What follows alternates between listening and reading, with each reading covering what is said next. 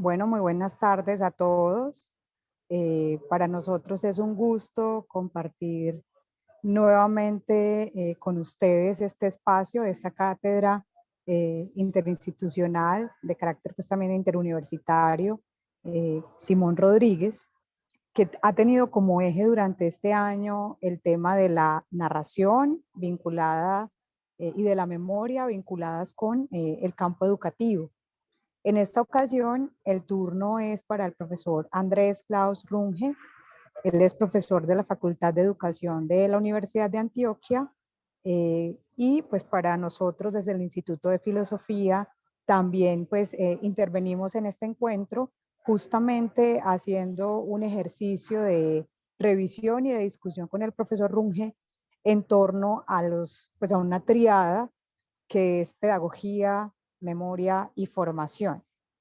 El profesor Andrés ha venido pues trabajando en los últimos años en el tema de la cultura escolar, pero se ha dedicado a reflexionar en torno a la formación, a asuntos de la antropología pedagógica e histórica, y bueno, nos va a acompañar hoy en esta discusión. Modera también conmigo el profesor Juan Felipe Garcés Gómez, él es el coordinador de regionalización del Instituto de Filosofía, miembro del grupo de investigación FORMAF, al igual que el profesor Andrés Runge, que es el coordinador del grupo, y estaré yo pues también dialogando con ellos. Mi nombre es Diana Melisa Paredes Oviedo y soy la directora del Instituto de Filosofía.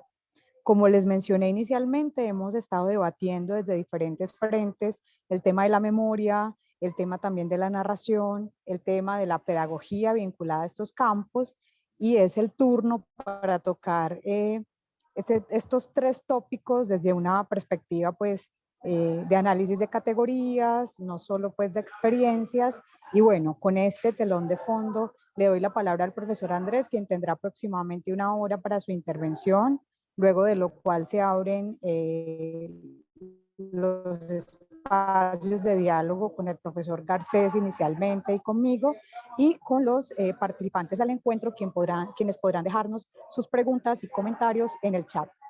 Adelante, Andrés, y te agradecemos tu participación y bueno, que nos trajeras pues esta discusión de este modo.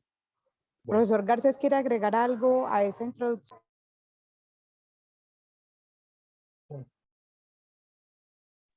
solamente un saludo y expresar el enorme agradecimiento al profesor Andrés por compartirnos sus reflexiones en el día de hoy y darle la bienvenida a todos y todas los que han estado, que han aceptado ofrecernos el don de la escucha en esta tarde.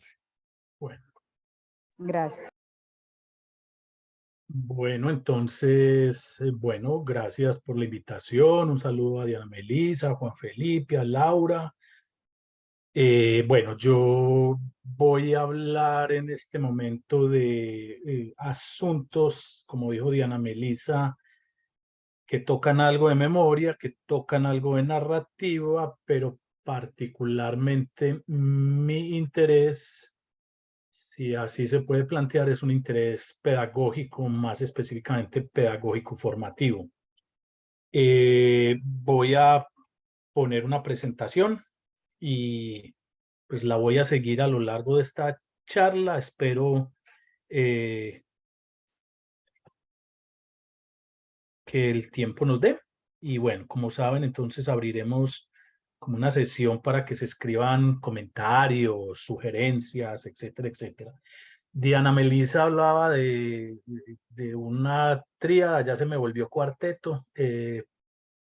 Entonces, pues la charla tiene que ver con asuntos relacionados con la pedagogía como el marco, que toca asuntos de memoria y narración, pero fundamentalmente, como les dije ahorita, desde mi interés, que es el interés desde unas teorías de la formación. O sea, el concepto de formación como concepto clave de la reflexión pedagógica, pues digámoslo así, se puede ver productivamente cuando se están trabajando estos otros dos asuntos, asuntos relacionados con la memoria, con la narración, y el propósito entonces es ese.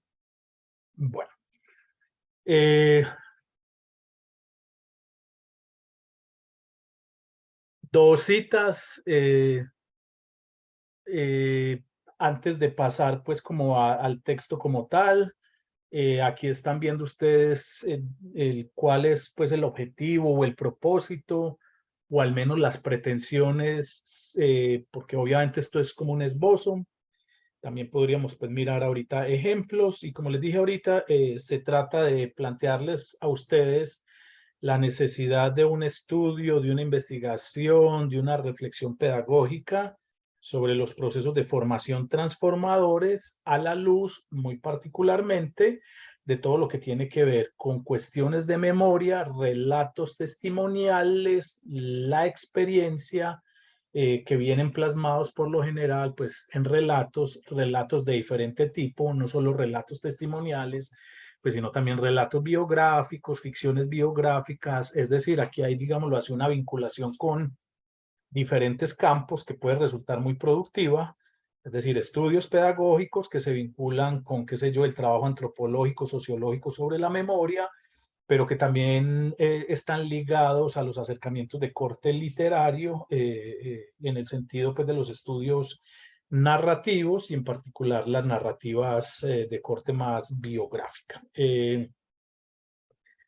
Hay algunos autores que han criticado, por ejemplo, esa referencia a lo narrativo, en particular a la literatura, y digamos que pues, las críticas no se han esperado, pero se ha contracuestionado el asunto, y es que si bien, al menos desde el punto de vista de las ficciones biográficas, no estamos hablando en este caso de relatos testimoniales o de la reconstrucción de la propia experiencia, de todas maneras, pues la literatura ofrece parámetros, ofrece asuntos claroscuros que se convierten precisamente en tema de reflexión, y de tema de reflexión pedagógica. Es decir, por el hecho de que sea literatura, por el hecho de que sean unos relatos muchas veces ligados a una construcción más de tipo ficcional, eso no lleva a que se descarten. Entonces también aquí hay una alternativa de reflexión muy en clave de una antropología literaria, que plantea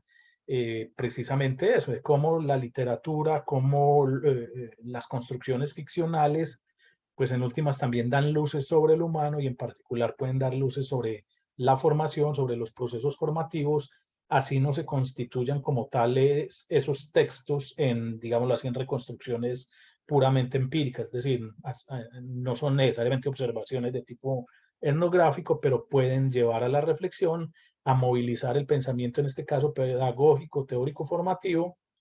Y bueno, entonces existe una relación poco trabajada, poco explorada, pero muy productiva a propósito de unos encuentros como estos, en donde se trata de mirar precisamente el papel de la memoria, de la narración, en este caso específico en clave pedagógica, y ver la productividad pues, para el propio campo.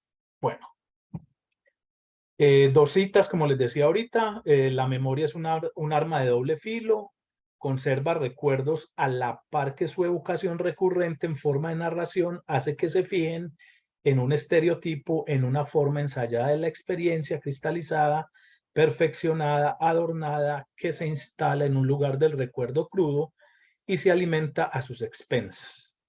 Esta reducción de la experiencia, aunque necesaria, constituye una manipulación de la memoria que contribuye a que la sociedad continúe ocultándose, en la sociedad continúe ocultándose el núcleo traumático que resurge, sin embargo, una y otra vez bajo la forma de apariciones espectrales. Es decir, el planteamiento también aquí es que un trabajo sobre la memoria, pues si la memoria no se expresa, al menos desde el punto de vista individual, bueno, también colectivo, y si no se expresa, pues el trabajo de la memoria se vuelve, yo no sé, imposible. Por eso entonces la memoria está estrechamente relacionada con los relatos, las narraciones, lo cual nos traslada al plano del análisis narrativo, del análisis biográfico. Entonces, digámoslo así, hay una ligazón que no se puede desconocer, porque reconstruir la memoria es también pensar en clave de el formato o las formas expresivas en las que se recupera esa memoria, y eso nos pone en la dimensión de los relatos, las narrativas, los testimonios, que ameritan también un acercamiento específico. Bueno. El ser humano es un animal narrans, un animal narrador, dice Chulhan, pero en las sociedades actuales estamos absolutamente informados, pero carecemos de una orientación debido precisamente a la ausencia de relatos.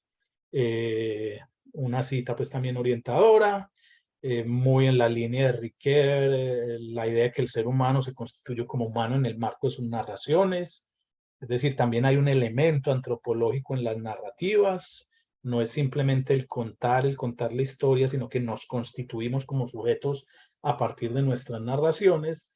De manera entonces que el tema de lo narrativo no es solo un asunto de exclusiva competencia pues, de las teorías literarias, de la teoría de la narrativa, sino que involucra también aspectos antropológicos y en este caso específico va a tratar de mostrar cómo también involucra aspectos relacionados con los procesos de formación, es decir, con la formación o Bildung en un sentido amplio, ¿cierto? Bueno, primero como un asunto también para el debate, la investigación pedagógica sobre la memoria o pedagogía de la memoria. A ver, es recurrente que escuchemos la expresión pedagogía de la memoria, particularmente en nuestro contexto colombiano, y a menudo lo que encuentra uno con la expresión pedagogía de la memoria son apuestas más de tipo práctico, es decir, son apuestas más que pedagógicas, educativas, con las que se busca, digámoslo así, educar o trabajar a partir de la memoria asuntos X, Y o E. Es decir, la mayoría de las veces la expresión pedagogía de la memoria sería absolutamente equiparable a la idea de una educación de la memoria o a través de la memoria o mediante el trabajo con lo memorizado. Es decir, hay una concepción más de tipo práctico y aplicado en la relación que se establece pedagogía y memoria. A mí me parece que pues hablar de una pedagogía de la memoria, y por eso pongo el título en clave de una investigación pedagógica sobre la memoria, pues tiene que ver con eso, con cómo no miramos lo pedagógico simplemente como aplicación en el sentido educativo, ¿cierto? Sino cómo pensamos lo pedagógico en clave investigativo y qué papel jugaría allí esa investigación, en este caso específico sobre la memoria y sobre los relatos. Entonces también el intento es decir, venga, mucha pedagogía de la memoria, como eduquemos la memoria o a partir de la memoria, hagamos pedagogía de la memoria, como se suele decir también por ahí, y pensemos más bien en clave académica investigativa, qué significa para la pedagogía como un campo de reflexión, de producción de conocimiento, concentrarse en la memoria como un asunto de pertinencia educativa y formativa. Y ese es entonces también el punto de partida. O sea, cuando estoy hablando de pedagogía de la memoria, no estoy hablando de cómo se educa en la memoria, para la memoria o a través de la memoria, sino qué relevancia tiene el problema de la memoria y en particular de la memoria narrada para la pedagogía. Y de nuevo, la tesis es esa, o sea, el trabajo sobre la memoria, el trabajo investigativo pedagógico sobre la memoria, ¿cierto? Y sobre la narración de lo memorizado, tiene consecuencias, tiene implicaciones, alimenta las reflexiones de tipo formativo. Entonces, ese es el vínculo que voy a establecer. Bueno. Por eso la idea es que cuando yo esté hablando de pedagogía de la memoria, sobre todo en clave formativa, se trata de mirar el papel que juegan esas experiencias narradas, esas experiencias contadas, esas experiencias memorizadas y narradas como experiencias formativas, en particular como experiencias formativas transformadoras, ¿cierto? Lo cual supone entonces que como cualquier otro investigador, qué sé yo, el político, el sociólogo, el antropólogo, está trabajando una serie de relatos, por ejemplo, testimoniales para pensar asuntos específicos, la violencia, los vínculos sociales, la familia. Uno podría decir en esa misma lógica que el investigador pedagógico también, o el investigador en pedagogía, también puede acercarse a esos fenómenos, a esos asuntos y tematizarlos en clave pedagógica. Pero tematizar en clave pedagógica otra vez no es volver todo el asunto una cuestión de una secuencia didáctica o de una clase en donde yo traigo unos relatos testimoniales, por ejemplo, para poner a llorar a los muchachitos o a las muchachitas. No es como también el pedagogo, como investigador, puede trabajar en este caso asuntos cruciales que tienen que ver, por ejemplo, con nuestra historia y que vienen plasmados en esos relatos testimoniales para a partir de allí tematizar asuntos de tipo educativo y formativo. Ese es el propósito. Bueno.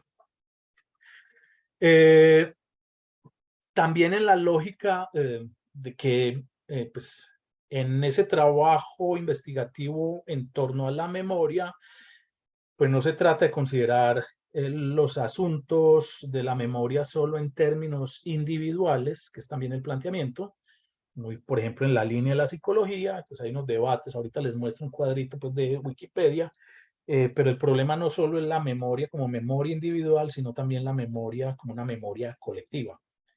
De manera entonces que aquí hay un debate también interesante y es que la memoria implica, la memoria supone un elemento individual, por supuesto, como procesamiento biográfico, pero ese elemento biográfico nunca está desligado de un aspecto social y cultural. Entonces, quien vaya a hacer investigación sobre la memoria y sobre los relatos no puede pensar o tratar funcionar bajo el presupuesto de que son asuntos exclusivamente individuales, ¿sí? Entonces estamos hablando también de una memoria colectiva. Ustedes saben muy bien, si no lo saben, pues fue Halbach quien hace ya algún tiempo cuestionó la idea de que la memoria era un asunto exclusivamente individual. Pues claro, yo recuerdo lo que a mí me pasó, pero pues Halbach se empieza a plantear una perspectiva histórica y social que esa memoria individual tiene que ver con los elementos de tipo colectivo, con las simbólicas, con unos patrones interpretativos, con unos elementos culturales, de manera entonces que el rememorar, el recordar, hacer memoria, por más que se considere, qué sé yo, un acto que tiene lugar en el cerebro, en la cabeza del individuo, está absolutamente cargado de cuestiones colectivas, sociales y culturales, de manera que no se puede mirar al margen de esos elementos, ¿sí?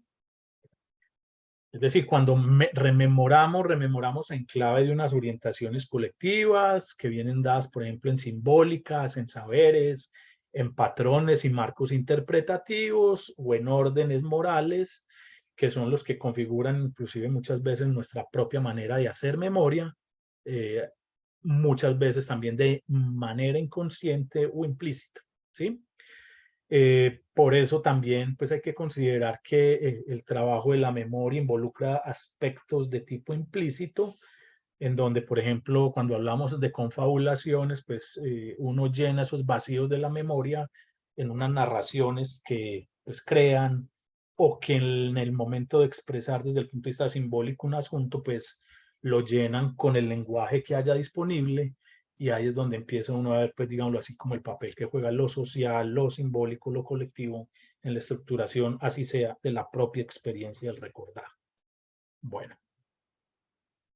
Entonces, esa memoria ayuda a configurar esquemas colectivos de percepción e interpretación de sucesos, pues obviamente pasados y de acontecimientos pasados, que además no está exento ese proceso de cuestiones de tipo normativo y de cuestiones valorativas, ¿sí? De manera entonces que considerar el trabajo sobre la memoria, sobre el hacer memoria, no puede o alerta al investigador, en este caso al que pues, haga investigación pedagógica, a que ese trabajo de la memoria, más allá de esa perspectiva de corte psicológico y de los procesos de memorización, pues lo memorizado y la expresión de lo memorizado se viene presentado, digamos así, en unos marcos de tipo social y cultural, por lo que entonces, como dice Burke, hay que mantener esa dialéctica abierta y permanente entre lo individual y lo colectivo. Bueno, como dice el mismo Burke, recordar el pasado y escribir acerca de él ya no parecen ser más actividades inocentes que se suponía eran. El recuerdo no es nunca un recuerdo de la verdad de lo acontecido, ¿cierto? Cuando estamos en las perspectivas del recuerdo y de lo narrado sobre el recuerdo, el problema no es la veracidad, ¿cierto? Porque siempre el relato de lo acontecido se va a contar desde un lugar que es subjetivo, por supuesto, pero subjetivo no en el sentido solipsista, sino subjetivo desde el punto de vista de un lugar, ligado a un contexto, ligado a unos procesos de socialización, a una biografía, a una mirada del mundo. Entonces, las pretensiones por este lado no son ya las de la objetividad, ¿cierto? Como tampoco ya lo son del trabajo histórico. Y hay una entrada en cercioramiento, hay una, digámoslo así, concientización de que el recordar no es una actividad neutral, ¿cierto? Ni las memorias ni las historias, dicen Burke, parecen ser ya más objetivas. En ambos casos, los historiadores están aprendiendo a considerar la selección, interpretación y distorsión conscientes e inconscientes de lo memorizado y de lo expresado en los relatos sobre eso vivenciado. En ambos casos están llegando a ver el proceso de selección, interpretación y distorsión como algo condicionado o al menos como algo influenciado por los grupos sociales. No es solo el trabajo individual. Entonces aquí es clave Burke porque nos dice, venga, hasta la actividad de rememorar, hasta el proceso de recordar, pues está sesgado en el sentido de que es inevitable, digámoslo así, hablar desde el no lugar, estamos hablando siempre desde un lugar, y ese lugar es un lugar tanto individual como colectivo, lo cual quiere decir que el trabajo del investigador no puede desconocer esos aspectos sociales, culturales, que rodean ese relato, a esa biografía y a ese hacer memoria. Bueno, por eso, por ejemplo, para un caso como los nuestros, Colombia, con toda la violencia, pues Burke se vuelve fundamental porque él acuña el concepto de comunidades de memoria, es decir, hay unas disputas por el recordar y que ese recordar sea considerado el válido. Esas comunidades de memoria pues ejercen de manera informal y muchas veces formal, hay veces de manera inconsciente, una suerte de censura. Otra vez hay procesos de selección, hay procesos de recorte, entonces hay una censura sobre la percepción del pasado, y ello quiere decir que no todos recordamos de la misma manera, sino que recordamos con base en nuestros sesgos, de manera entonces que al hablar del pasado y el hablar del pasado en clave de una memoria, de una comunidad de memoria hegemónica, pues está imponiendo una mirada hacia el pasado, un relato del pasado, que no necesariamente es el relato verdadero. Por tanto, entonces, el trabajo sobre la memoria en clave de esas comunidades de memoria significa que hay que considerar desde dónde se recuerda, bajo qué parámetros se recuerda, en atención a qué intereses se recuerda. En últimas, pues, partimos del presupuesto de que recordar no es una actividad ni objetiva ni neutral, y que lo que tenemos en un sentido más amplio, social y cultural, es una serie de disputas por el pasado, ¿cierto? Que lo estamos viviendo en Colombia, ¿cierto? Es decir, hay unas historias que se suponen son hegemónicas, como a uno cuando le muestran pues en el colegio a, qué sé yo, a Simón Bolívar como si fuera prácticamente Superman, un héroe, pero hay otras perspectivas históricas frente a este personaje o a otras situaciones pues que nos muestran esos otros lados de la biografía o de unos momentos. Entonces, precisamente volviendo a la persona, no me acuerdo del nombre, qué pena, pues, pero la importancia pues de no tener una sola historia es fundamental. Y por eso, pues el trabajo del historiador, del reconstructor de experiencias narradas, pues se ve frente a la tarea de precisamente, si asume una postura crítica, es montar esas historias hegemónicas y al menos, como diría Foucault, hacer un trabajo para mostrar las historias de los sometidos, las historias de los excluidos de esas grandes narrativas y esas grandes historias. Entonces ahí también hay un potencial pedagógico en el sentido de mostrar otras perspectivas del mundo, otras historias del mundo, muy en la lógica, qué sé yo, aquí ya va a meter a Freire, en la lógica de autoempoderamiento, de una suerte de concienciación del lugar desde donde se habla, de las experiencias con base en las cuales se reconstruye el pasado. ¿Sí? El punto otra vez es que estos asuntos no se pueden entender de una manera neutral, objetiva, y al margen de cuestiones de poder. Entonces también ahí hay una entrada crítica y es, venga, ¿desde dónde se están contando las historias? ¿Cómo se cuentan las historias y quién las cuenta? ¿Sí? Bueno.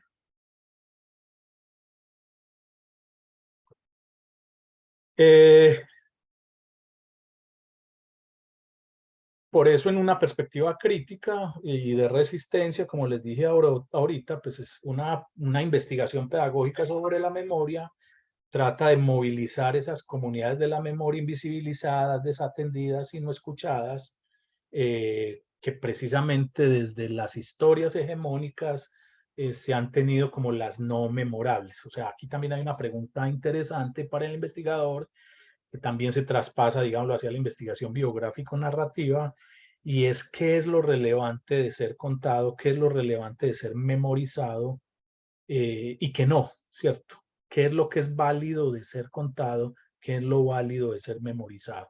¿Sí? Y ahí encontramos otra vez esas comunidades de memoria en disputa.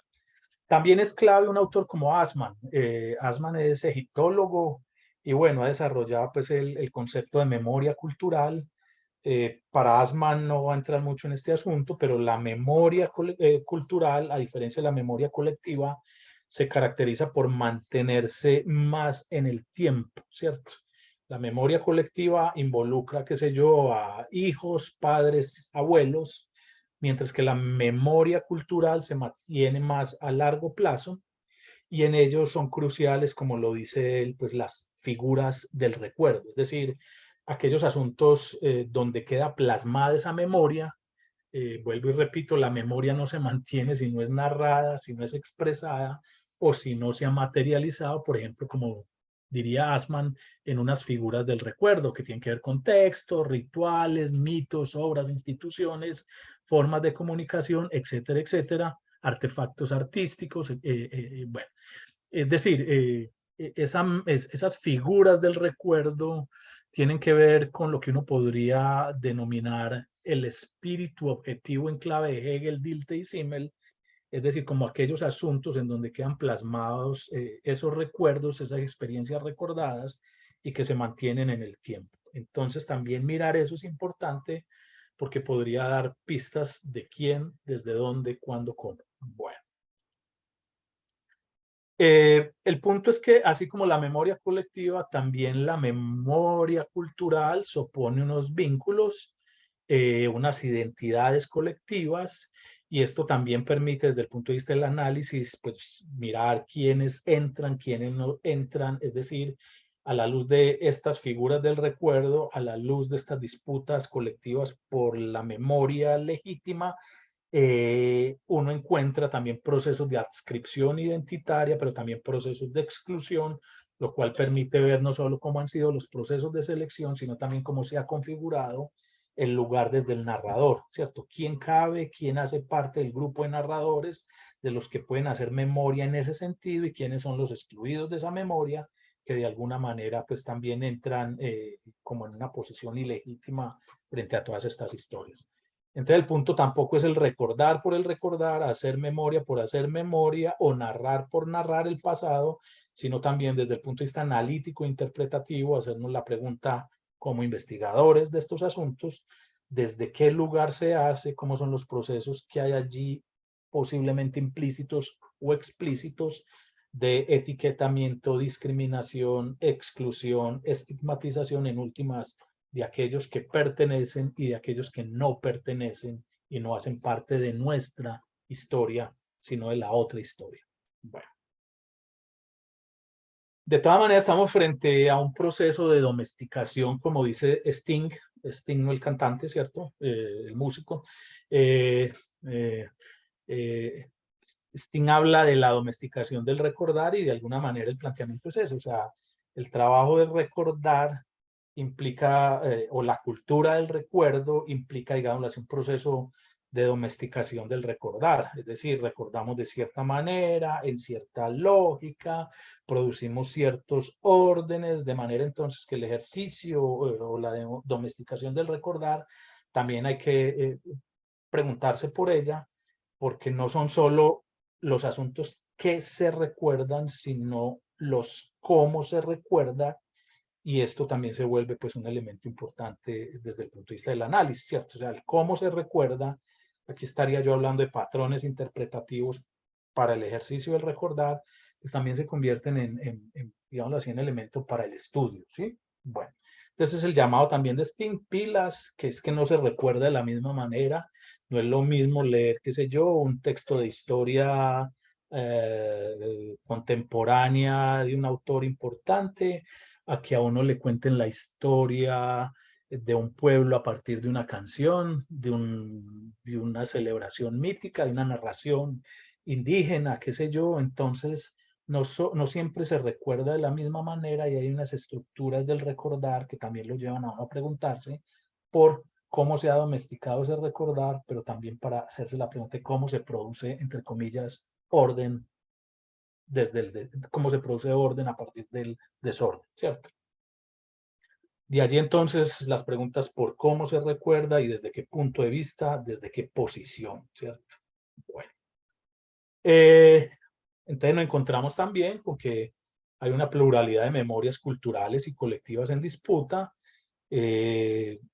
Pluralizar las historias es aquí un ejercicio clave en el sentido de mostrar no solo un sentido desde el punto de vista teleológico, del gran relato, de la gran historia, sino también mostrar pues, muchas otras perspectivas en la construcción del pasado, ¿cierto? Rememoración del pasado. Eso también nos pone pues, en la línea de las narrativas culturales, ¿cierto? Tienen que ver otra vez con esos procesos que Ricoeur denominaría de mimesis uno, o sea, la domesticación del recordar, implica unos procesos de selección, organización, etcétera, etcétera, muy en la lógica también de Koselleck, si no estoy muy perdido, cuando establece la diferencia entre histórica e historia, frente a la histórica, en donde uno se haría la pregunta muy a Lacan de cuáles son, digámoslo así, los aspectos, las condiciones de posibilidad o los presupuestos para hacer historia. Entonces también habría que considerar aquí. Bueno, entonces como pueden ver, estoy pasando de memoria colectiva, memoria cultural, al asunto de las narrativas culturales, porque de nuevo uno de los presupuestos es que esa memoria tiene que ser narrada, ¿cierto? A partir de diferentes formatos expresivos, pero se tiene que expresar, si no se queda como memoria individual en la cabeza del individuo y de ahí pues no podemos hacer nada. O como figuras del recuerdo en el sentido de una materialización en obras de arte, en libros, en canciones, en bailes, etcétera, etcétera. El punto otra vez es que todo eso tiene que lograr una suerte de expresividad y ahí es donde entramos en el mundo pues, de los relatos, de las narraciones, etcétera, etcétera. Bueno. Entonces, en un esquemita de este tipo, tenemos una memoria que se puede trabajar de manera individual, muy por el lado de la psicología, muy por el lado de ciertos trabajos biográficos, y una memoria que tiene que ver con asuntos de tipo colectivo, individuales, grupales, perdón, comunicativos, o sea, expresables, etcétera, etcétera. Es decir, como conclusión de esta primera parte, pues el trabajo de la memoria supone unas consideraciones amplias, no es solo la memoria en el sentido psicológico, y bueno, yo creo que los investigadores en ciencias sociales y humanas, pues independientemente de sus perspectivas, están también frente pues, a la reflexión sobre qué están entendiendo por memoria y cómo es necesario entonces decir desde dónde se está hablando de memoria para poder hacer los respectivos trabajos. Bueno. De manera entonces que el recurso al pasado se da en una perspectiva, llamémoslo así, de autoposicionamiento, que puede ser implícita o explícita, que puede ser grupal o individual, ¿sí? Y que tiene que ver fundamentalmente también con una tematización de sí, de los otros y del mundo. En este sentido, entonces, ese recurso al pasado, ese trabajo sobre el pasado, ese hacer memoria, ¿cierto? Se vuelve relevante desde el punto de vista pedagógico porque nos puede permitir indagar, reflexionar sobre lo que estaríamos llamando aquí los procesos de formación transformadores, ¿sí? O sea, es clave para un análisis de los procesos de formación transformadores, hacernos las preguntas acerca de cómo los individuos, de manera individual y colectiva, pues se tematizan a sí mismos, tematizan a los otros y tematizan el mundo para ver allí otra vez posiblemente esos procesos de formación transformadora. De nuevo, ¿bajo cuál presupuesto? Que siempre en todo relato, un relato de lo acaecido, un relato de lo experienciado, siempre presupone un sujeto relatado, el que hace parte de la historia que uno está contando, ¿sí? Un yo relatado, pero también esa historia se cuenta en un momento, es decir, hay un yo relator o un sujeto que cuenta, ¿sí? Y el punto crucial aquí es que otra vez, independientemente de la veracidad de lo acontecido, el problema es cómo los sujetos se posicionan, por ejemplo, desde el presente para hablar del pasado, ¿sí? Eso es inevitable. Yo siempre pues doy el mismo ejemplo. Piensen en lo que sería contar la historia de una fiesta en la que usted se desordenó, ¿cierto? Se emborrachó y qué sé yo, hizo hasta para no dejar. Piensen en cómo ustedes recuerdan esa historia, ¿cierto? Y cómo se la cuentan o contarían a su mejor amigo o amiga, cómo se la contarían a su papá o a su mamá, y cómo se la contarían a su jefe o a alguien pues que tenga que ver con usted más desde el punto de vista institucional. Muy seguramente contarían una historia que es verdad que sucedió y es la historia de que estuve en un baile, pero habrá recortes, habrá selecciones y muy seguramente otra vez sobre la base de esos recortes de esas selecciones, de esas relevancias, la historia para el papá y la mamá va a ser muy distinta que la historia para el jefe o jefa o que la historia para el parcero o la parcera. Es, digámoslo así, la experiencia pasada relatada desde lugares distintos, desde posiciones distintas. Por eso en el análisis de lo recordado, una de las preguntas que uno se tiene que hacer como investigador es desde dónde está narrando. Porque a propósito de nuestro tema, los procesos de formación transformadores, eso nos muestra el lugar desde donde se habla, ¿cierto? Y vuelvo y repito, una de las preguntas claves para el análisis de los procesos de formación transformadores es cómo los sujetos se sitúan con respecto a sí mismos, con respecto al mundo y con respecto a los otros. Y si efectivamente uno puede rastrear ahí procesos de transformación de esa relación que se establece consigo, con los otros y con el mundo. Entonces no es solo el pasado, porque hay una, pues uno lo encuentra mucho, al menos yo, ay, es que él contó la verdad o que porque le pasó a él así es, ¿cierto? Una suerte como de exaltación del relato, porque en la medida en que le pasó a él, esa es la verdad, ¿sí? Pero otra vez nadie cuenta el acontecimiento de la misma manera en que aconteció, de hecho hay un proceso de reelaboración, eso lo trabaja también muy bien Riquet en la mímesis 1, mímesis 2, y bueno, y cómo la interpreta uno, mímesis 3, pero no solo Riquet, eso lo trabaja también Schutze y una serie de autores que se han ido por la línea de la investigación narrativa o biográfico-narrativa, pues mostrando precisamente que todo relato en últimas implica un proceso de selección que hay que considerar. Bueno, pero también de posicionamiento, ¿cierto?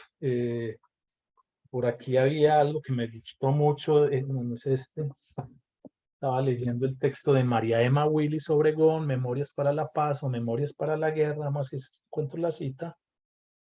Ella cita a quién fue, Carlos Mongones Lugo, alias Tijeras, comandante paramilitar en el departamento del Magdalena, decía lo siguiente: ¿en qué consiste ser objetivo militar?, le preguntó la fiscal Daisy Jaramillo. Significa darles muerte, respondió sin rodeos. Y las acciones de limpieza social son también objetivos militares, a lo que Tijera respondió: viciosos, bandidos, delincuencia común, colaboradores de la subversión, es la misma cosa. Explique qué son los viciosos, intervino la representante del Ministerio Público, Diana Cadena Lozano. los que consumen alucinógenos, que se convierten en desechables, que le hacen daño a la sociedad, contestó. Entonces, una mirada también a los procesos de posicionamiento en el relato, por ejemplo, muestra aquí que este señor pues establece, digámoslo así, como objetivo militar un montón de personas que quedan categorizadas bajo el mismo grupo, que hay unas formas de posicionar a los otros como desechables, etcétera, etcétera. Entonces, los relatos también dan pistas desde dónde está hablando, por ejemplo, un señor como estos, y cómo está posicionando a los otros en un discurso, por ejemplo, como este, un discurso paramilitar, para el que no hay alternativa a otra, todo lo que no quepa dentro de lo que sería su propia normalidad es considerado no solo objetivo militar, sino también, como dice aquí, un otro desechable. Entonces, también en los relatos uno puede encontrar ese tipo de asuntos que tienen que ver, como dice Harrell y Langehoff, con los posicionamientos. Bueno, esto sería pues para otra charla. A lo que voy es que cuando pasamos de la simple idea del relato, ¿cierto? Porque estamos también como en una moda de la narrativa en Colombia y es cuéntame tu historia, reconstruye tu experiencia y cuéntame tu relato, pues eso todavía es muy naif, muy, bueno, desde el punto de vista pues investigativo es muy, muy bobito. Y la pregunta aquí es como, pues también analicemos los relatos, ¿cierto? O sea, no podemos caer en la inocencia que el relato contado es per se ya la verdad, o que porque lo dijo al que le pasó, pues ya no hay nada que hacer, sino que ese es, ¿cierto? Entonces, si pensamos más desde el punto de vista estructural, hay aquí una entrada bien interesante de nuevo en términos de análisis e investigación, que son las preguntas por desde dónde se cuenta, cómo se cuenta, qué se vuelve relevante, qué no se vuelve relevante, qué no se puede contar, cómo se posiciona el sujeto relator, cómo se posiciona el sujeto relatado, cómo posiciona el relator a los sujetos relatados, etcétera, etcétera. Y esto abre pues una perspectiva de análisis que va más allá de lo contado, que va más allá del qué, hacernos las preguntas más de tipo estructurales por el cómo y el desde dónde, ¿cierto?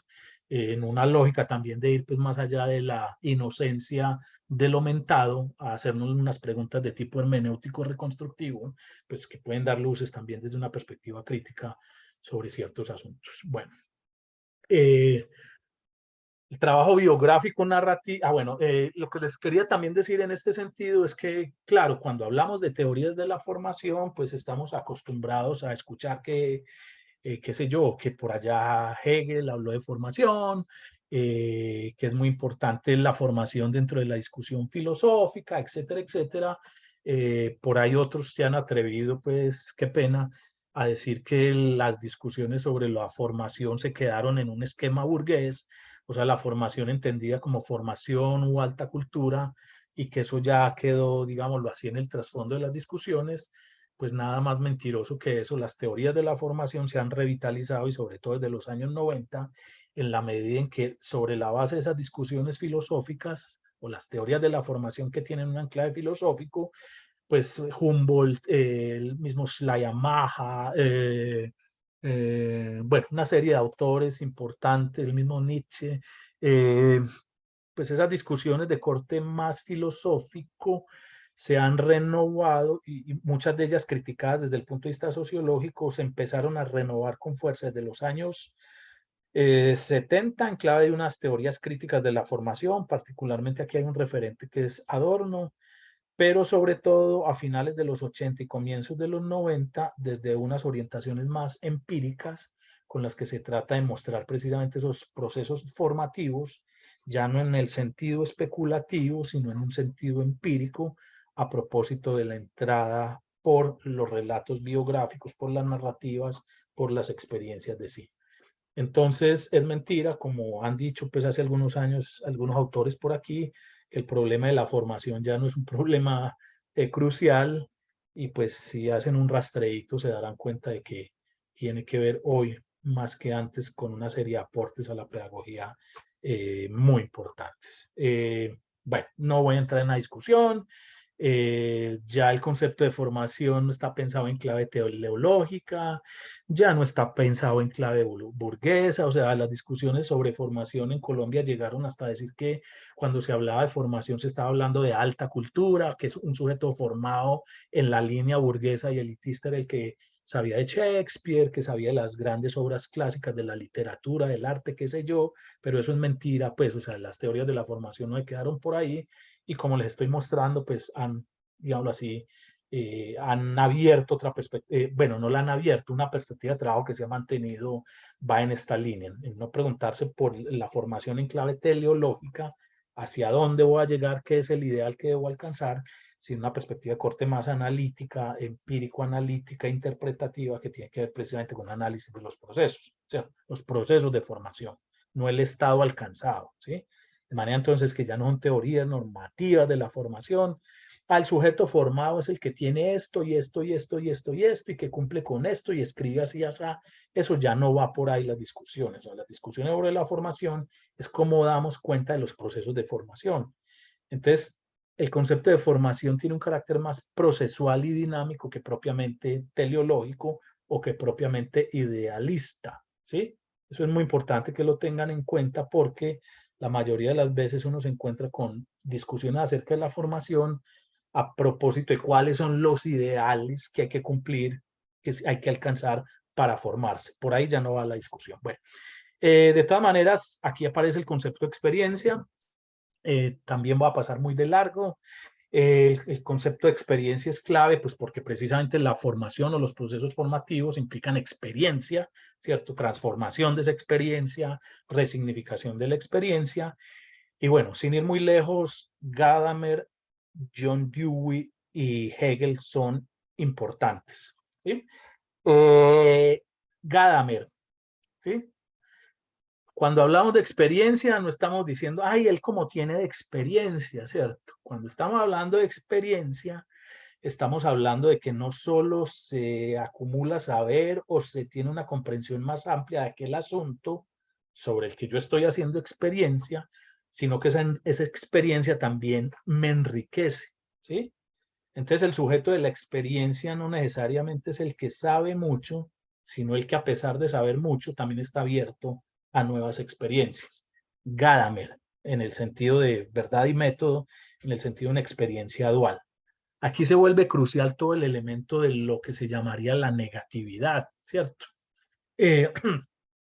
Encuentra uno en Kant, la encuentra uno en Herbart, la encuentra uno en Schleiermacher, la encuentra uno en Adorno, le encuentra uno en Hegel, por supuesto. Es decir, lo negativo es crucial a la hora de la experiencia porque permite enajenarse, distanciarse, es decir, salir de sí y volver eventualmente renovado. Hegel. Con Hegel queda claro en la fenomenología del espíritu. Alguna vez le decía a un colega y amigo, Alexander, que si uno ve la fenomenología del espíritu, a mí no me daría pena decir que es una gran teoría de la formación, ¿cierto?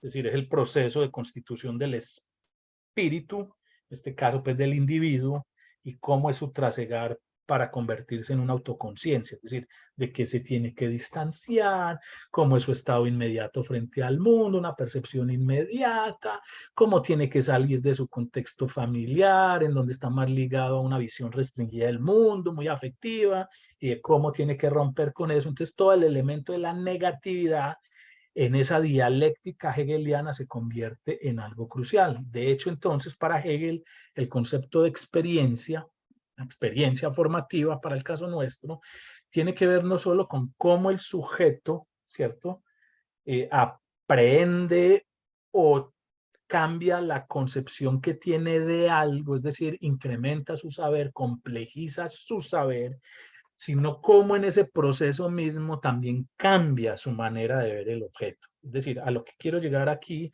es que una experiencia como experiencia formativa ya desde Hegel supone no solo una comprensión más amplia del objeto, ¿cierto?, sino también una transformación del sujeto. Es decir, formación transformadora no es necesariamente saber más en el sentido enciclopédico. Formación transformadora significa acrecentar, mejorar, ampliar, ver desde diferentes perspectivas el mundo, pero también cambiar la manera de ver el mundo, ¿sí? Entonces, eso es crucial en las teorías de la formación, no solo como la formación es, digámoslo así, ampliación de los horizontes de comprensión del mundo, sino también implica un proceso, voy a utilizar pues una palabra trillada, sino que implica también procesos de subjetivación, pero no en el sentido Foucaultiano de quedar sometido, sino de subjetivación, de cambiar la manera de ver o de posicionarse frente al mundo. Bueno, también John Dewey. John Dewey, ustedes saben, pues, buen lector de la tradición alemana, pero muy en la línea de romper con esa metafísica. Si ustedes hacen un rastreo, por ejemplo, en textos como Experiencia de Educación, se van a dar cuenta de que el concepto de experiencia, que casi que equipara y al revés al de educación, o sea, en la educación como una experiencia, pero lo que está planteando John Dewey ahí es precisamente que la educación es un proceso de incrementar de crecimiento que parte de unas experiencias y la condición básica es que esas experiencias se constituyan en el presupuesto, en la condición de posibilidad para otras experiencias. Entonces también es muy importante John Dewey en esa perspectiva de la formación transformadora porque primero no es teleológica, ¿sí? Es decir, no dice, vea, ay, haga experiencia para que se eduque de tal manera. Es en el sentido de Dietrich Venner una teoría no afirmativa de la formación, una teoría no teleológica de la formación, ¿sí? Sino una teoría negativa, en el sentido que le dice a uno otra vez, el proceso de educación ha de entenderse siempre como una perspectiva abierta al futuro, en el sentido de que toda experiencia formativa en clave nuestra, experiencia educativa en el sentido de John Dewey, se ha de constituir en el prerequisito, en la condición para posibles nuevas experiencias, ¿sí? Entonces, aquí está plasmado también la idea de esa formación transformadora, pues John Dewey no lo muestra muy bien, él no habla de eso obviamente, pero John Dewey como muy buen lector de la tradición idealista alemana y muy crítico de ella, pues cuando está hablando de educación como desarrollo, como crecimiento en particular, pues está confrontado con esa idea de formación y pues resulta muy interesante para pensar en esos elementos de tipo negativo, en la experiencia de lo discontinuo, y precisamente en la experiencia que produce o en la condición de posibilidad para otras experiencias. Ahí les dejo la inquietud para el que quiera hacer un trabajo bien bacano sobre el concepto de experiencia como experiencia formativa en John Dewey, así no utilice la expresión formación. Bueno, pero el asunto no es nuevo, o sea, el concepto de transformación ya uno lo puede encontrar, por ejemplo, con Platón, ¿sí? En clave de la epistrofé, ¿sí? La conversión. Lo que pasa es que la tradición cristiana retomó esa idea de la conversión de la epistrofé muy en la línea de la transformación del sujeto en un sujeto cristiano. Entonces la ancló más a un contexto de discusión religioso y se perdió de vista, pero ya encontramos en la tradición esa idea de transformación, ¿cierto? Miren, no estamos hablando de ideales por alcanzar, no son los ideales que decía Jäger de la paideia, estamos hablando de unos procesos que capturan muy bien otra vez conceptos como los de epistrofé, pero también como los de metanoia, que están muy ligados obviamente al cambio de orientación filosófica y todo eso. Aquí estaría pues mirando uno, qué sé yo, a Platón y todo el cuento de la salida de la caverna, a Marco Aurelio, etcétera, etcétera, pero aquí encontramos desde el punto de vista histórico y conceptual digámoslo así, la reverberación de unos términos que nos muestran la relevancia de pensar esos procesos de formación transformadores en clave precisamente de metanoia, de epistrofé. El mismo Foucault, ¿cierto? En la hermenéutica del sujeto y aludiendo a Dot, dice, Adot realizó un análisis en el que decía que la transformación tenía dos grandes modelos en la cultura occidental, epistrofé y metanoia. La epistrofé es una experiencia que implica el retorno del alma a su fuente, el movimiento por el cual regresa a la perfección del ser y vuelve a situarse en su propio movimiento eterno. En cierto modo, este epístrofe tiene por modelo el despertar con la námesis con su modo fundamental. La metanoia obedece a otro esquema. Se trata de un estremecimiento del espíritu, una transformación, una renovación radical, una especie de nuevo alumbramiento del sujeto por sí mismo, en cuyo centro están la muerte y la resurrección como experiencia de sí y autorrenunciamiento. Bueno, independientemente de la interpretación de Foucault, independientemente de la interpretación de Adobe, lo que quería mostrarles es que pensar la formación no solo como paideia, como no la han metido, ¿cierto? Sino pensar la formación transformadora en clave Christophe y metanoia también nos abre una línea de trabajo bien interesante que desmonta otra vez esas concepciones más sustentadas en teorías de la formación afirmativa y sobre todo normativas. Bueno, entonces, ¿de qué hablamos cuando hablamos de formación transformadora? Nos estamos preguntando, ¿cierto?, por aquellas experiencias formativas en las que los sujetos entran en crisis en el sentido no necesariamente negativo, entran en crisis, es decir, en un momento en el que los patrones y marcos interpretativos ya no sirven para dar cuenta, para interpretar esa situación, ¿cierto? Esos marcos interpretativos se vuelven insuficientes en términos de continuidad de la vida y entonces se producen momentos de extrañamiento, de confrontación con lo otro, de confrontación con lo foráneo, de confrontación con el horror, de confrontación con lo no accesible, de confrontación con lo no claro, con la incertidumbre, ¿cierto? Y allí uno podría ver esos momentos de detonación de esos procesos de formación que implican otra vez de parte del sujeto un cambio, ¿cierto?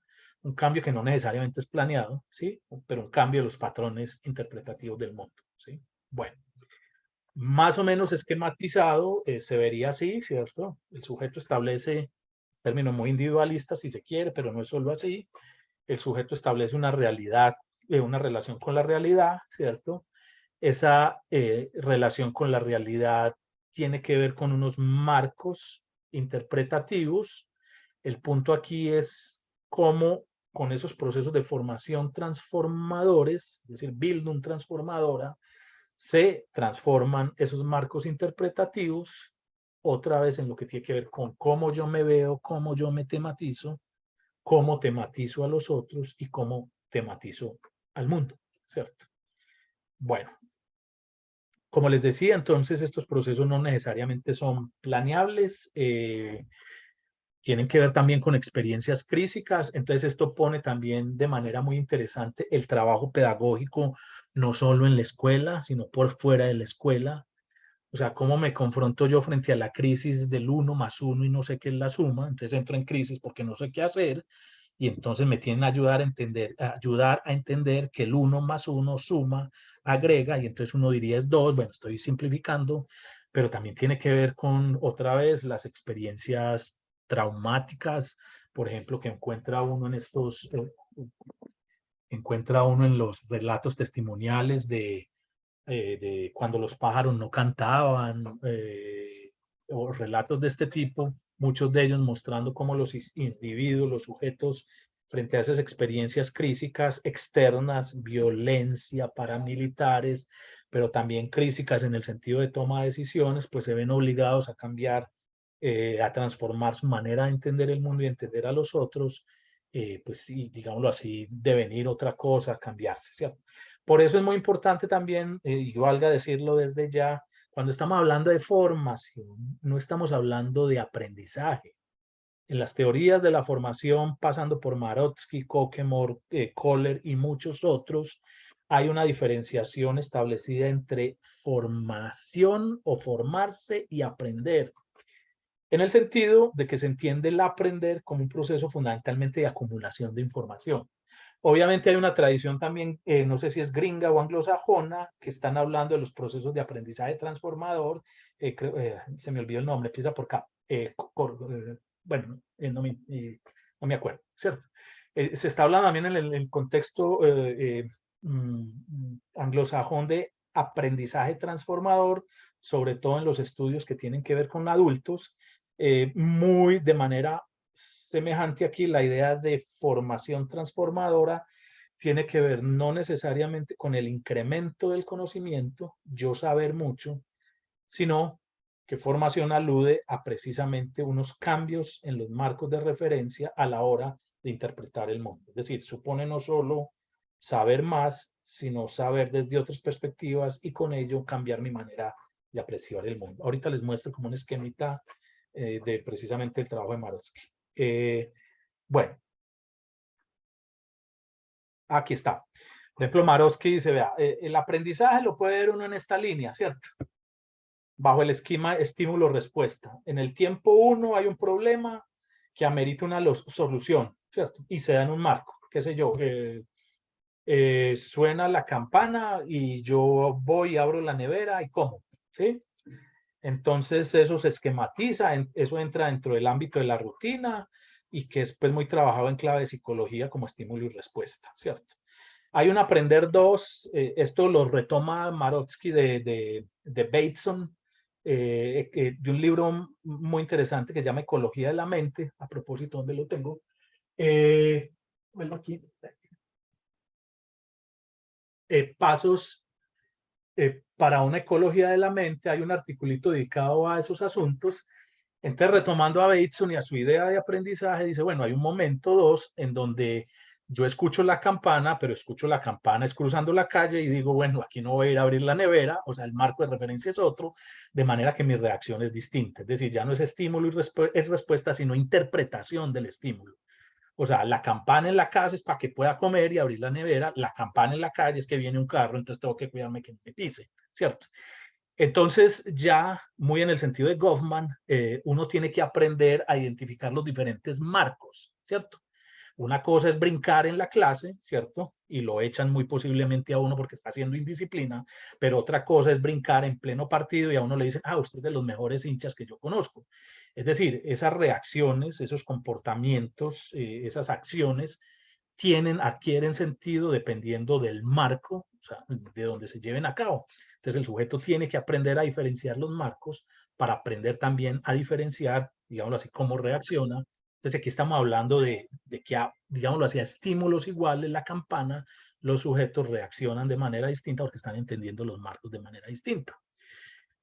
Y el punto es que Marotsky, siguiendo otra vez a Bateson, dice, bueno, hay una formación transformadora que implica no solo entender, digamos, los estímulos de acuerdo a los marcos, sino también cambiar los marcos, ¿sí? Y esto lo hace él atendiendo a un diagnóstico contemporáneo, y es que estamos en unas sociedades cada vez más marcadas por la pluralidad y estilos de vida y cada vez más marcadas por la contingencia. Es decir, estamos en una sociedad de la inseguridad, ¿cierto?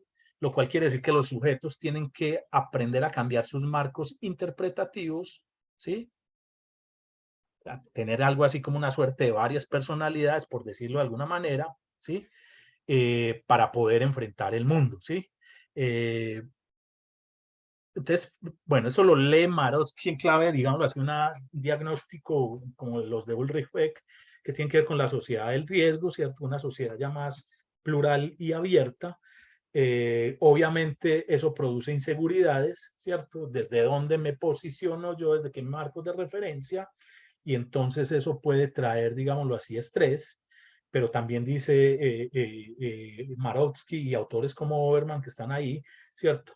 Esas situaciones de incertidumbre lo pueden afinar a uno en términos de ampliación de la comprensión del mundo y pueden tener un elemento muy formativo, ¿cierto? O sea, en sociedades plurales y abiertas, pues el que está casado solo con su propia visión de mundo, es decir, que solo mira el mundo por lo redondo, que solo le parece que lo normal son los círculos, cuando cambia sus parámetros interpretativos y entiende que el mundo no son solo interpretaciones circulares, sino también triangulares y de otras formas, pues va a tener, digámoslo así, una ampliación de su comprensión del mundo y muy seguramente una tolerancia por otras formas de comprensión, mientras que el que se casa con solo sus parámetros interpretativos, ¿cierto? Y se niega a transformarlos, no ve cómo transformarlos, pues estaría cayendo en lo que Adorno denominaría la adaptación frente a una idea de formación que precisamente caracteriza por apertura, en el sentido de John Dewey, de un presupuesto para tener nuevas experiencias, o en clave de una sociología actual, una sociedad del riesgo y de la incertidumbre que implica que los sujetos estén abiertos, digámoslo así, a mirar el mundo desde diferentes perspectivas. Bueno, entonces estamos hablando de una teoría procesual, creo que ya son las 5 exactamente, ya voy a cerrar. Los procesos de formación transformadores para analizar en su clave asuntos como relatos testimoniales que tienen que ver con la memoria, con un pasado como el nuestro. Nos pueden permitir ver, indagar desde el punto de vista pedagógico esos procesos de transformación que tiene que ver no solo con cómo recuerdo el pasado, sino eventualmente cómo esa experiencia pasada traída al presente por quien la vivió o traída al presente por quien la está escuchando, cómo nos puede ayudar a cambiar nuestros marcos de referencia a partir de los cuales estamos interpretando el mundo, estamos interpretando a los otros y nos estamos interpretando a nosotros mismos. De manera que el concepto de formación, pues aquí debe permanecer abierto, si bien, digámoslo ahí, un asunto de adaptación, etcétera, etcétera, también hay que considerar que está abierto, ¿cierto? Que el propósito es otra vez una mirada más compleja del mundo. No se trata entonces de mantener cerrada la dialéctica, sino más bien mantenerla abierta en un vínculo tensional. Todo proceso de transformación de los parámetros interpretativos pues lleva a la sedimentación, a creer que esa es la única manera de ver el mundo. Si estamos hablando de una formación en clave dialéctica y transformadora, es porque debemos, como dice John Dewey, contar con esas experiencias como presupuestos para posibles otras transformaciones, o esa experiencia formativa como condición de posibilidad para otras formaciones. Es decir, el concepto de formación despliega un potencial crítico que resulta muy importante para el pensamiento pedagógico no solo en clave de aprender matemática y química, sino hacernos la pregunta por cómo ciertas experiencias pueden detonar esos cambios transformadores, es decir, la formación transformadora de los sujetos, y de ahí pues la idea entonces de diferenciar entre aprendizaje como acumulación, yo sé mucho de matemática, química o física, o transformación en el sentido de que yo empiezo a cambiar, por ejemplo, mis perspectivas frente al mundo. Finalizo con un relato que hay acá, que pues no lo va a repetir, lo trabajaron una y un estudiante en un curso que estoy dando, y es un relato sobre el río. O sea, en realidad la historia no es, pues si bien sale de un sujeto relator, es más bien el río como naturaleza, como el mundo, y de cómo el río cambió una vez entró, digámoslo así, el mundo industrializado y el mundo del progreso, cómo esa historia del río, esa narrativa histórica en donde hay un personaje no humano que es el río, cómo transformó las maneras, transformó cualitativamente las maneras de la gente vivir a propósito. Fue un río entonces que en principio era entendido como la parte de sociabilidad, era entendido, digámoslo así, como alimento, como una suerte de recurso, pero no en el sentido de explotación, y de cómo frente a otras perspectivas ese mismo río terminó siendo, digámoslo así, aprovechado para X y Y asuntos. Es decir, narrativas que están poniendo ahora a propósito de la crisis climática en la que estamos viviendo, que están poniendo también a otros personajes, no necesariamente humanos, sino no humanos en la discusión, y que abre también una reflexión pues muy interesante para el trabajo sobre qué significa pensar los procesos de formación transformadores, ya no solo en clave subjetiva, sino en clave también de una relación más amplia que involucra, digámoslo así, a la Tierra y a los seres humanos. Desde cómo pensar la formación hoy en día, cuando estamos atendiendo cada vez más al papel que juegan los actantes no humanos en todas estas dinámicas. Bueno, yo dejo ahí, muchas gracias, y bueno, abrimos el espacio.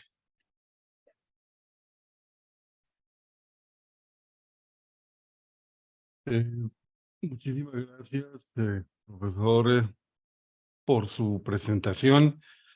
Quiero agradecerle a quienes nos han acompañado en esta primera parte de este diálogo.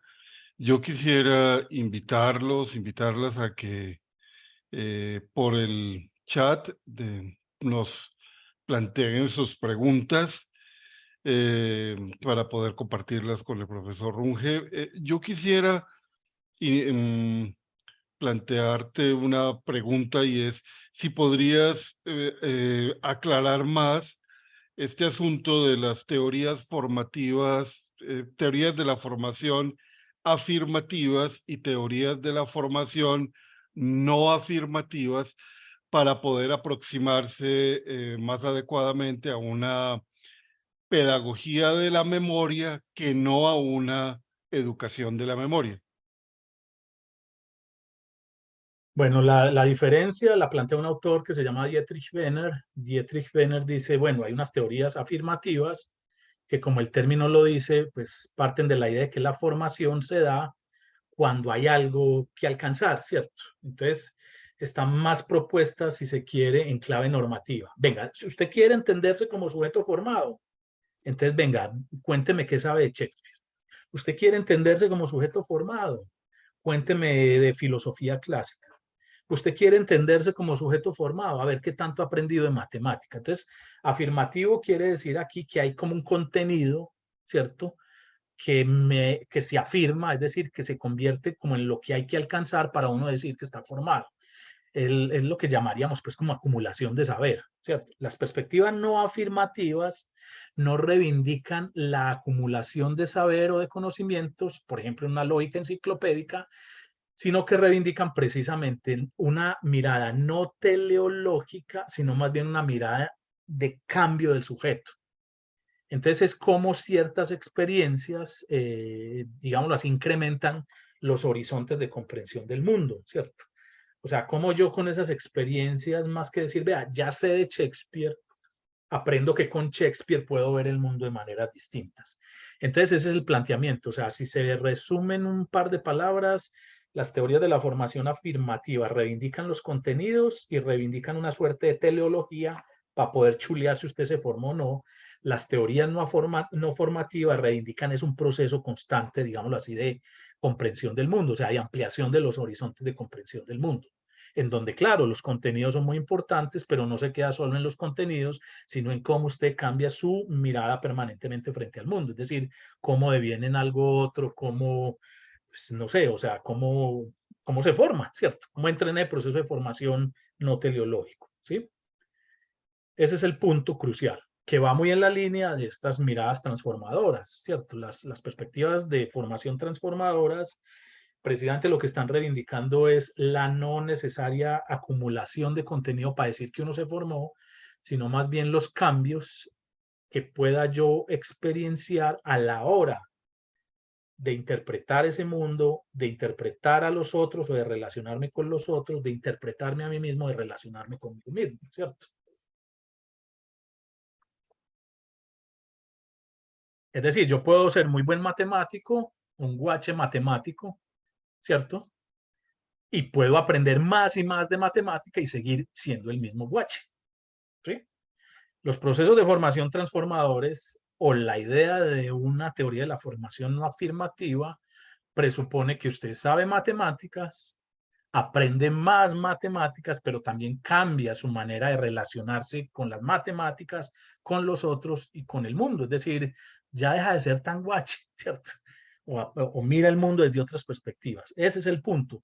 De manera entonces que no toda experiencia que uno pueda plantear, por ejemplo, escolar, es en sí misma formativa. De manera entonces que no toda situación lleva necesariamente a procesos de transformación. A propósito de eso, por ejemplo, en esto hay un relato, el primer relato de La Tormenta, de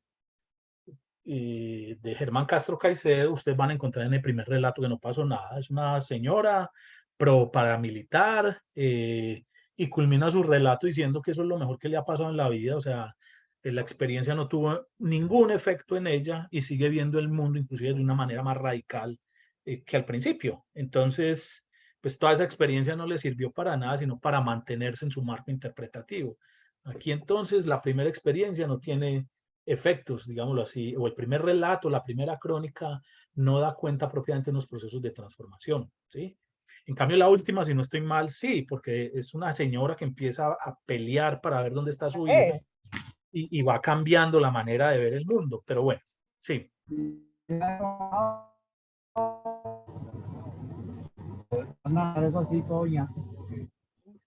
Sí. Andrés, yo quisiera transmitirte una pregunta o un comentario que hace darle el agradecimiento por estas provocaciones y de tus reflexiones, y te quería pedir que nos ampliara un poco más la diferencia entre experiencia y aprendizaje y las implicaciones de este cambio de perspectiva a nivel pedagógico. Y te mandan un saludo desde Cali. Bueno, listo. Otra vez, aquí pues habría también un debate, pero la línea de trabajo en lo que llamaríamos las teorías o los planteamientos sobre la formación transformadora parten de una concepción de aprendizaje, que otra vez es debatible, ¿cierto? Pero parten de una idea de aprendizaje como acumulación de información, ¿cierto? O sea, yo aprendo muchas cosas. Mientras que frente a eso contraponen la idea de una formación que también denominan de una forma de aprendizaje más elevado, también está la expresión, la formación es un tipo de aprendizaje más elevado que supone no solo acumulación de conocimientos, sino transformación de los marcos interpretativos y muy en el sentido de Hegel, transformación del sujeto en la confrontación con esos conocimientos. Entonces no es acumular mucho, no es tener mucha información, es también transformar mis perspectivas de relacionarme, vuelvo y repito, conmigo mismo, con los otros y con el mundo. Por ejemplo, la escuela está volcada en que haya acumulación de contenidos. Usted sabe mucho de matemáticas, recítelos y haga una prueba, ¿cierto? Pero venga, reflexiones sobre para qué le sirve a usted, qué sé yo, o cómo le cambia a usted la mirada al descubrimiento, en historia o en geografía, qué sé yo, el tema del descubrimiento de América, ¿cierto? Eso en qué lo llevó a usted a ver el mundo de otra manera. Entonces, el punto es eso, o sea, cómo estos saberes, estos conocimientos se pueden pensar, vuelvo a Hegel, no solo en clave de ampliación de saberes, sino también en clave de transformación de lo que uno es. ¿Sí? No se te escucha. Aló, ya sí se escucha. Aló. Y ya. Desde el Perú, Yolanda Rojo nos pregunta de qué manera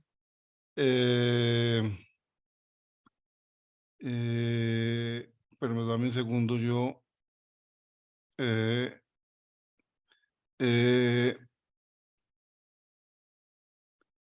¿de qué manera se relaciona la lucha por la democracia real, defensora de los derechos humanos, con una pedagogía de la memoria? Y entonces, ¿cuál es el rol del docente en las sociedades como las peruanas, en que se vive en un régimen autoritario y antiderechos? Otra, el trabajo con la memoria en la medida en que supone por principio que hay unas formas de recordar hegemónicas, pero que no son las únicas, y que es posible desmontar esas historias, esas memorias hegemónicas, mostrando otras historias, pero detrás de ello promover procesos de transformación, en este caso formativos, pues la idea es esa, o sea, es un proyecto de cambio de mirada, de cambio de parámetros, de contar muchas más historias, de mostrar otras perspectivas, de narrar esas historias, y que eso pasa necesariamente por proceso educativo, ¿cierto? Entonces, ahí es donde está el peligro de una sola historia y del papel del educador como contador de varias historias, como tematizador de varias historias. Por ejemplo, piensen ustedes en el Perú, bueno, y en Colombia, en cualquier parte del mundo, primero, ¿qué significa contar la historia, por ejemplo, de las grandes élites? Y cómo sería la historia de los indígenas, cómo sería la historia de los negros, cómo sería la historia de las mujeres, cómo sería la historia de las niñas. Entonces ahí aparecen muchas versiones. Esas muchas versiones se tienen que someter a discusión, obviamente, pero el punto es ese, o sea, cómo entra en debate toda una política del recuerdo a partir de relatos que muy seguramente están posicionando desde una perspectiva, pero que no es la única, ¿cierto? Entonces, la apuesta aquí es por una suerte como de mundo más plural y abierto, pero también sujeto a la discusión, que si no nos quedamos con estas miradas limitadas. Y por principio lo que hay que decir es eso, o sea, primero, la historia recordada no es la historia, ¿cierto? Es una versión de la historia que se hace desde una perspectiva. Entonces, deconstruya su lugar o póngalo en cuestionamiento. La formación transformadora implica eso. Venga, usted siempre creyó que el descubrimiento de América fue lo mejor que le pasó a estos territorios. ¿Por qué? ¿Desde dónde? ¿Y qué tal si a usted le cuentan otra historia que en donde esa mirada no es la más celebratoria? Bueno, es eso, ¿no es cierto?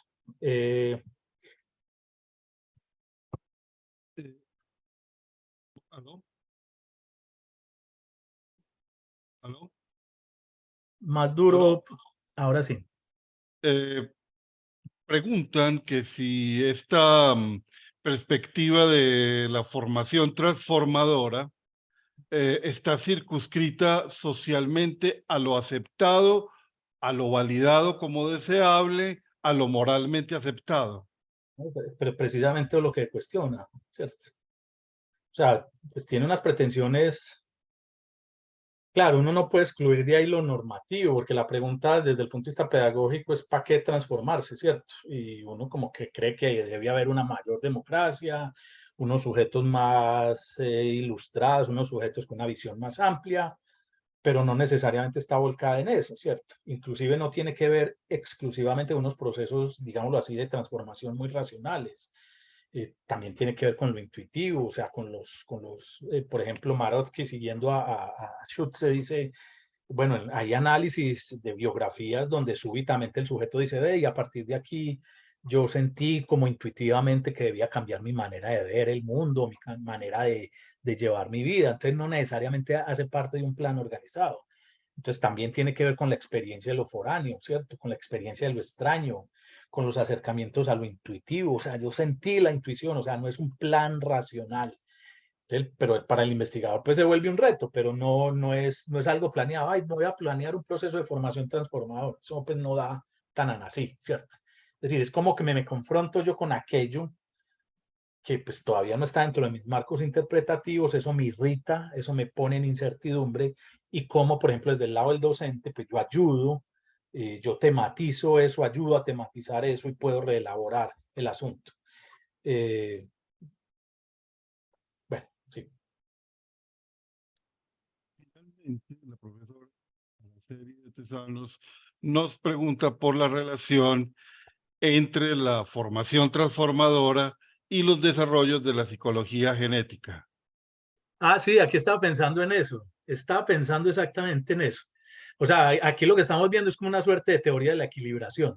Y estoy recordando aquí, por aquí la veo, Araceli, que nos recomendó ese libro, ¿cierto? También lo tengo por aquí, que es el proceso. O sea, lo que estamos aquí viviendo en clave piagetiana es una teoría de los procesos de equilibración. O sea, cómo cambian en los procesos de asimilación y acomodación no solo las estructuras del sujeto, sino también la comprensión del mundo, ¿cierto? O sea, el afuera y el adentro, ¿sí? Entonces va en esa línea, obviamente no solo en una perspectiva de corte pues, de genético piagetiano, sino que habría que pensarla también en clave más social y pues incluir otros elementos para pensar esos asuntos. Pero va en esa línea, ¿sí? De hecho yo lo veía así, o sea, uno trabaja estos autores y lo que está viendo aquí implícitamente es como una suerte de teoría de los procesos de equilibración piagetiana, ¿cierto? De cómo las estructuras consolidadas, entre comillas consolidadas, se convierten en el requisito para enfrentar otras irritaciones o otros procesos de estabilización del entorno, lo cual lleva a esas estructuras a que se tengan que modificar, por supuesto, pero también a que se modifique el entorno, ¿ciertos? Procesos de asimilación y acomodación en clave de una dinámica de equilibración permanente, porque a propósito de la pregunta anterior, con Piaget también lo vemos, ¿cierto?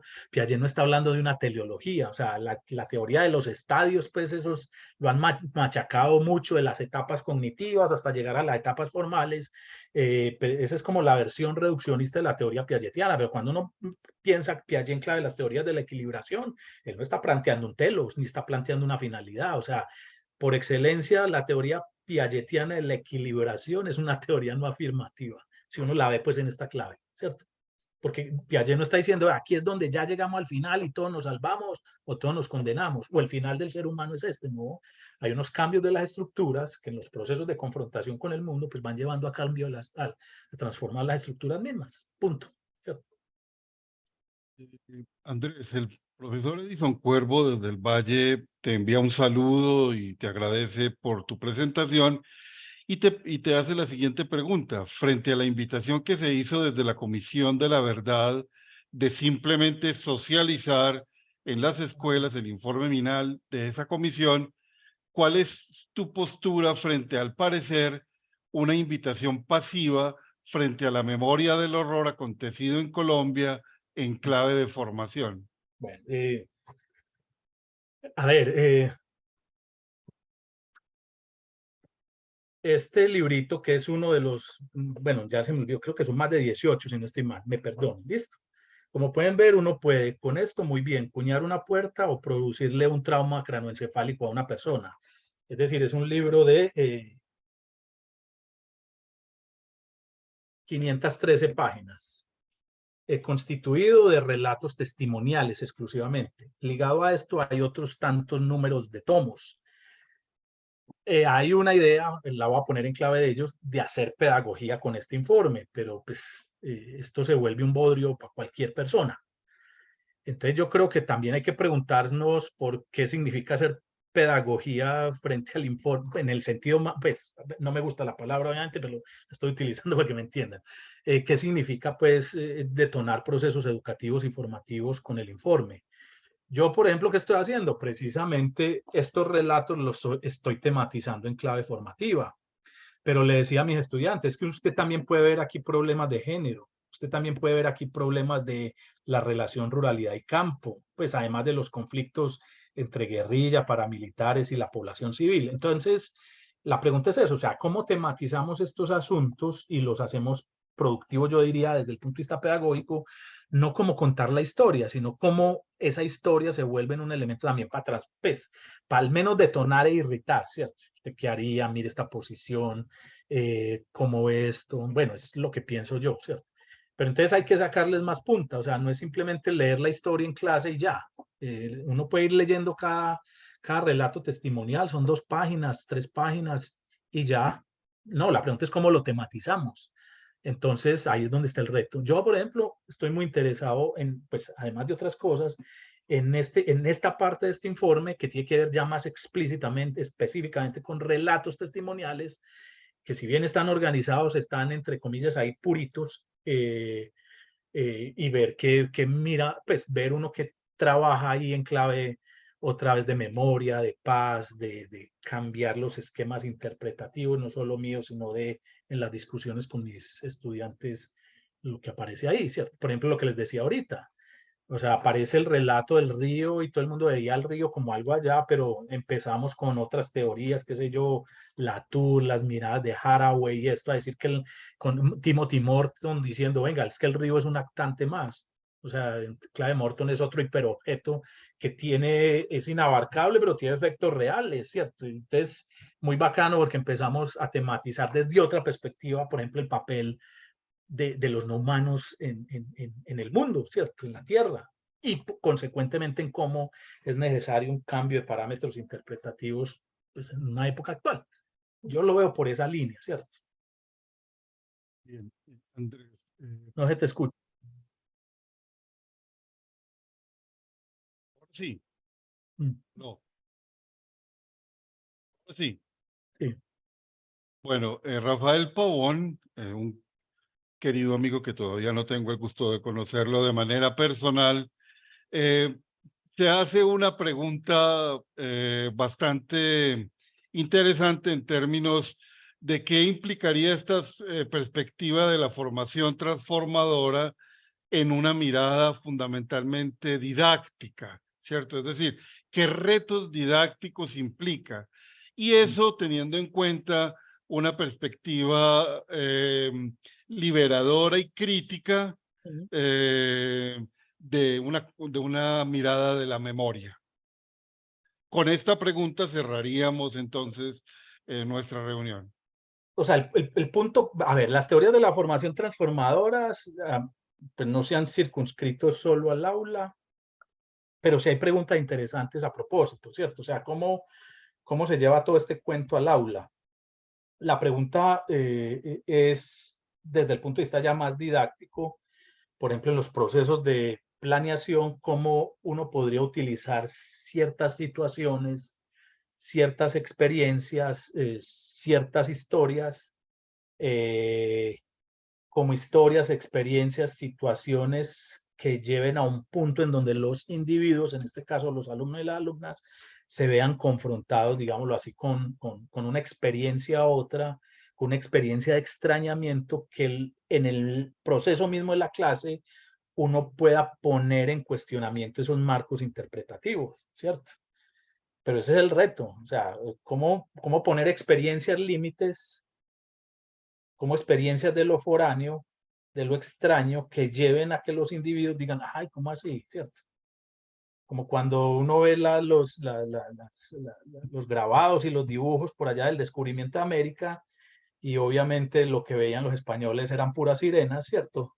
Sirenas en el mar, pero es que los indígenas, hombres y mujeres, tienen el pelo largo, y entonces lo que vieron allá fueron indígenas con pelo largo, con el agua hasta la mitad, y claro, crearon el mito de la sirena, pero usted tiene que esclarecer eso, ¿cierto?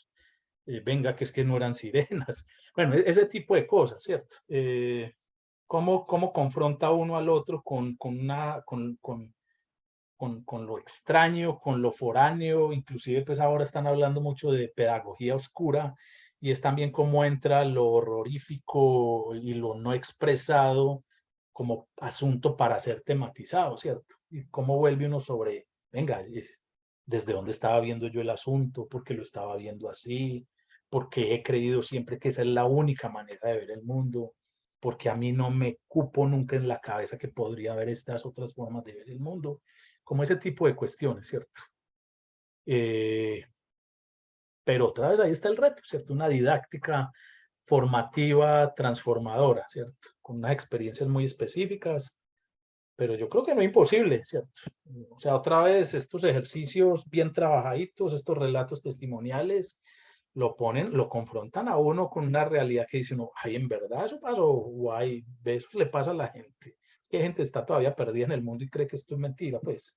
Entonces, como cosas de esas, pero no tiene que ser, como decía ahorita, solo el relato testimonial, pues como la fuente de la evidencia, sino que uno puede también trabajar la literatura, ¿sí? Trabajar otro tipo de manifestaciones visuales, bueno, cosas de esas. O sea, el punto es cómo yo, sobre la base de, digámoslo así, una conceptualización de lo formativo transformador, puedo tematizar esos asuntos en clave de lo foráneo, en clave de lo que irrita, ¿sí?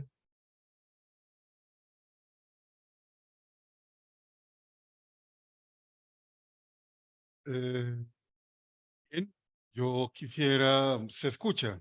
Sí, Bueno, yo quisiera, en nombre de todas las universidades que nos hemos comprometido en esta cátedra de pedagogía, Simón Rodríguez, agradecerte tus palabras en el día de hoy, Andrés.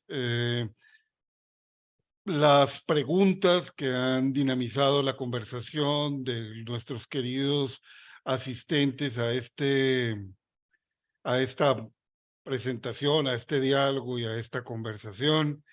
Yo quisiera pues agradecerles por el don de la escucha, y sobre todo pues tratar de indicar que a lo largo de este año, y espero también en el futuro, continuemos reuniéndonos para ampliar las perspectivas de la reflexión pedagógica en Colombia, escuchar las múltiples voces que constituyen el campo disciplinar y profesional de la pedagogía en Colombia, los diálogos con otros saberes y otras disciplinas y otras ciencias que configuran el modo como se produce saber en pedagogía desde los tiempos de Comenio. Todo esto es lo que nos anima a mantener la conversación, el diálogo, a mantener la lectura, etcétera, de los trabajos que realizan nuestros colegas, y todo lo que tiene que ver con los procesos de formación en los niveles de doctorado, maestría y de pregrado.